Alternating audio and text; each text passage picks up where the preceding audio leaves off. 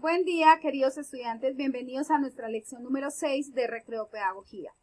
Hoy abordaremos el diagnóstico del niño ciego. Vamos a tener en cuenta la discapacidad visual según su clasificación. Vamos también a conocer estrategias y actividades que podemos generar desde nuestros quehaceres pedagógicos para el proceso de enseñanza-aprendizaje con estos pequeños.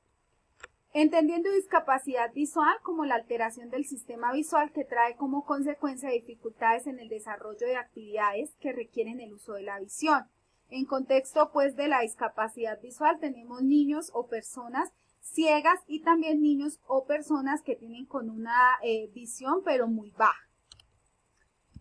Acá encontramos los grados de discapacidad visual, entonces pues quienes presentan estas discapacidades pueden ser ciegos o tener una cierta pérdida que les impide distinguir los colores, no tolerar la iluminación o no percibir la totalidad del ambiente. Cuando hablamos de una baja visión, entonces entendemos esa condición que tiene la persona con una dificultad para usar pues su visión, pero en circunstancias normales. Debido a que pues a través de las correcciones ópticas y el uso de ayudas no ópticas pues puede mejorar su situación o su función visual. Tenemos también la ceguera, que es la pérdida del sentido de la vista. Esta puede ser total o puede ser también parcial. Y el niño ciego pues es el niño que solo tiene la percepción de la luz sin proyección o aquellos que carecen totalmente de la visión. Vamos a entender la definición de ceguera desde lo legal y lo educacional. ¿Listo? Entonces, desde la parte legal, pues es aquella condición en que la persona tiene una agudeza visual de 20/200, en el mejor ojo con corrección o un campo visual reducido a 10 grados. Y en la parte educacional, o sea, para nosotros, es aquella condición en que la persona aprende por otros sentidos, como el tacto, la audición. Entonces, es generar también esas estrategias dentro de nuestras aulas de clase para los niños o niñas que podamos tener con estas dificultades en el salón.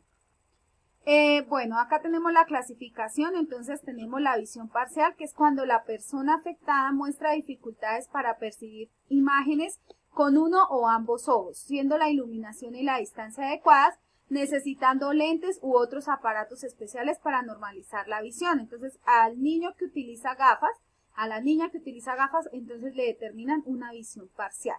Puede que sea de los dos ojitos o puede que sea de uno, de acuerdo pues al diagnóstico que el especialista emite.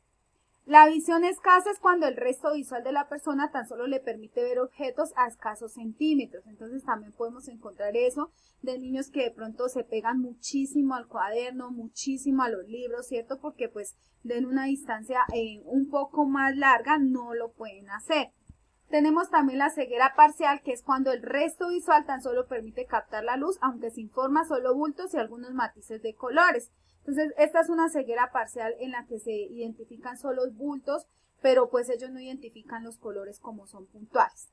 Y tenemos la ceguera total, que no perciben nada, o sea, o apenas algo de luz, pero es muy poquito. Clasificación visual en los niños. Entonces tenemos los niños ciegos congénitos, niños de baja visión, niños con ceguera adquirida y los niños ciegos o de baja visión. Entonces, ¿qué puede causar la ceguedad? Entonces, acá entendemos que hay patologías que vienen pues desde el vientre de la mamita, que vienen desde el nacimiento y otros que se van desarrollando durante su crecimiento. Entonces, tenemos las enfermedades visuales de origen hereditario, que es la miopía degenerativa y el albinismo, que en clase pues vamos a conocer los casos puntuales de cada una de estas patologías. Deficiencias oculares de origen congénito, que ahí tenemos el glaucoma y las cataratas congénitas. Casi siempre estas dos patologías las generan los pacientes o las personas que tienen diabetes. Tenemos las deficiencias oculares de origen adquirido, que son traumatismos y también por enfermedades infecciosas. Entonces, en clase vamos a ampliar un poco más sobre estas patologías. ¿Listo? Acá tenemos, pues como les estaba explicando, son muchísimas patologías que podemos tener de acuerdo pues a la ceguedad. Lo que causa la ceguedad, ya les dije, pueden ser hereditarias, pueden ser congénitas, cada una de estas, entonces las vamos a tocar en nuestra clase. ¿Listo? Tenemos también las patologías que son adquiridas, que son accidentales, que son víricas, tóxicas o también por presencia de tumores. Entonces también pues vamos a tocar toda esta partecita muy minuciosamente en nuestro encuentro sincrónico. Entendiendo las necesidades educativas, pues nosotros vamos a encontrar, o sea, es indudablemente un factor en la actualidad que en nuestras aulas de clase podamos tener niños con ceguera, ¿sí? Entonces, es ahí donde nosotros pues debemos brindar las estrategias para estos chiquitos, acceder al mundo físico a través de otros sonidos, aprender a orientarnos y desplazarnos en el espacio, adquirir ese sistema alternativo de lectoescritura que para ellos es el braille, aprender hábitos de autonomía personal y conocer y asumir una situación visual. Entonces es muy importante trabajar todas estas herramientas con nuestros chiquitos. Los niños con discapacidad visual, entonces también es importante que ellos complementen la información recibida visualmente con otros sentidos, entonces la parte auditiva, la parte táctil, también es importante que mejoren la funcionalidad del resto visual mediante la estimulación y el entrenamiento visual, que ya ahorita les voy a dar a conocer algunas actividades y en nuestro encuentro las vamos a ampliar un poco más. Es importante también conocer y asumir su situación visual. Entonces acá tenemos los diferentes casos que pueden presentar nuestros pequeñitos y que de alguna manera u otra pues les afecta, ¿cierto? Su parte también emotiva, ellos son más egocéntricos, sienten temor, sienten miedo, entonces pues también hay que trabajar toda esta partecita. Acá pues de acuerdo a la imagen que acabamos de ver, entonces también pues podemos resaltar la manera en que ven los chiquitos cuando tienen pues alguna de estas patologías. Entonces también es importante entender un poco más sobre este temita. Hay causas de la ceguera infantil que pues vienen en el periodo prenatal, ¿cierto? Entonces acá pues encontramos los factores genéticos, vamos a hablar un poco más sobre eso, los síndromes que se pueden presentar en nuestros chiquitos, en la parte del nervio óptico, todas las causas en el periodo neonatal, que incluye pues desde el nacimiento como las primeras 3 o 4 semanas después del parto. Vamos a conocer los trastornos que se pueden presentar en nuestros pequeños y que esto es lo que permite una ceguera infantil.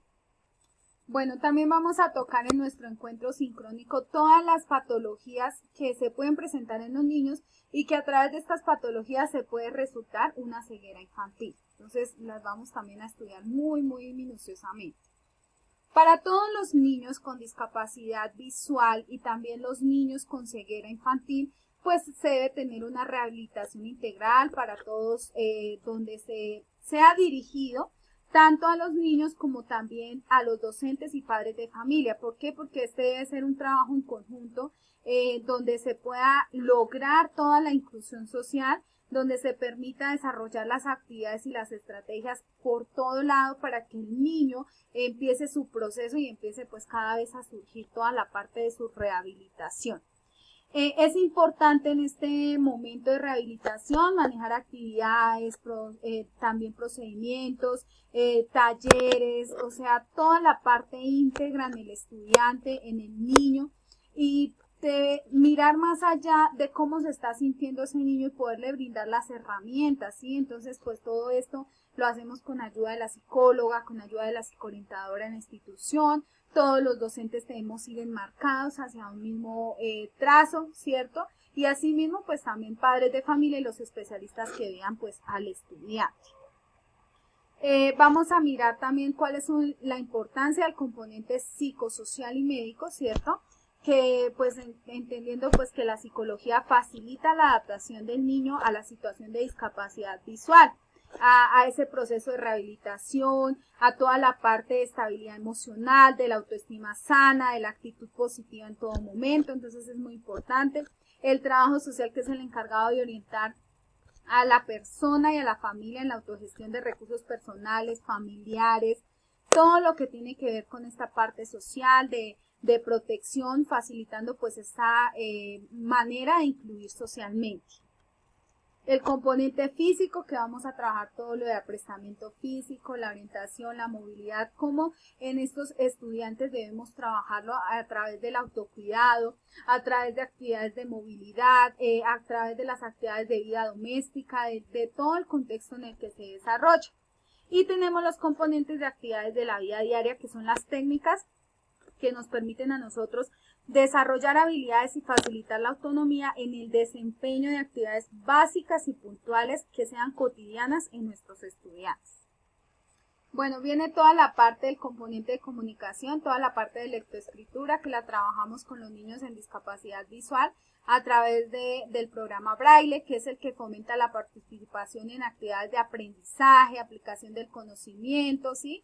Esta es una herramienta importantísima para los niños, donde les dan una comunicación alternativa, donde también nos permite favorecer en ellos las competencias y todas las actividades que se puedan trabajar con ellos, pues sería magnífico trabajarlo con esta parte. Vamos también a entender las actividades de Abaco y los elementos de la comunicación y cómo nosotros como docentes podemos articularlas desde nuestro quehacer pedagógico. Vamos también a estudiar toda la parte del componente sensoperceptual, cognitivo y manual, entendiendo cuál es el aprestamiento que se le debe hacer en la escritura, cuál es el entrenamiento sensoperceptual que se puede a través de él promover el aprendizaje y la aplicación de todo el conocimiento a través de actividades de tipo sensorial. Entonces todo esto lo vamos a abordar también en nuestro encuentro. También pues tenemos toda la parte del componente cognitivo y manual, la parte ocupacional, cuáles son los procesos básicos mentales que debemos favorecer en el desarrollo de las habilidades cognitivas de nuestros estudiantes, toda la parte de motriz fina, de coordinación, de tacto, de orientación espacial. Entonces en clase vamos a abordar las actividades. Entonces acá también pues quise plantear las actividades para niños ciegos. En clase les voy a explicar cada una de estas actividades, de qué manera nosotros las podemos realizar, cómo las podemos plasmar para que sea pues el cumplimiento no solamente para nosotros enriquecer los niños en conocimiento, sino que también podamos retroalimentar todas las temáticas que estemos abordando.